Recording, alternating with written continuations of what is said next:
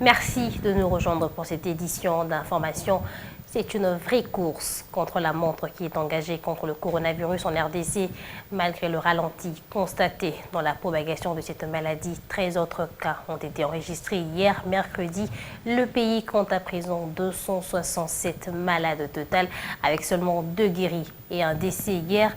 Les autorités sanitaires recommandent le port de masque en milieu public et on parle de plus en plus du confinement total de la capitale.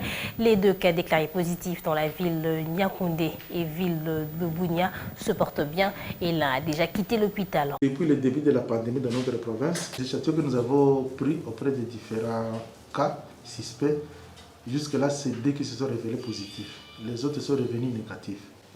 Nous, dans un premier temps, quand il y a cas suspect, le temps qu'on est en train de prélever, on vous met en quarantaine.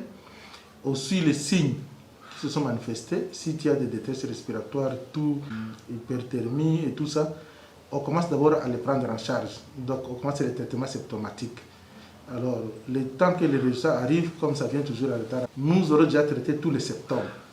Et pour les 2 cas, ça a bien évolué, parce que les premiers cas, les résultats sont arrivés même les jours où il devait quitter l'hôpital. Le deuxième cas, c'est arrivé, il était déjà pris en charge.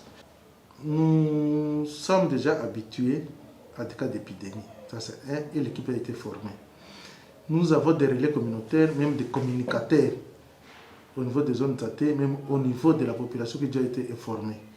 Ça évolue très bien et les 2 cas sont là, ils évoluent très bien et aujourd'hui, les premiers sortis, les deuxièmes peut-être demain, et même les autres cas suspects qu'on en avait, qui sont sortis négatifs, étaient sous traitement, tout ça déjà au-delà de 14 jours. Comme on a pu contenir, ils ne sont pas en contact, et comme ça ne se transmet pas s'il n'y a pas, comme nous avons dit, les barrières que nous avons évoquées, si tu n'es pas à côté de celui qui tousse, si tu as déjà plus de 1 mètre, si tu ne salues pas tout le monde, si tu évites d'être en groupe et si tu restes chez toi, comme chez nous, cela évolue très bien. Par tant que responsable de la famille, nous devons observer.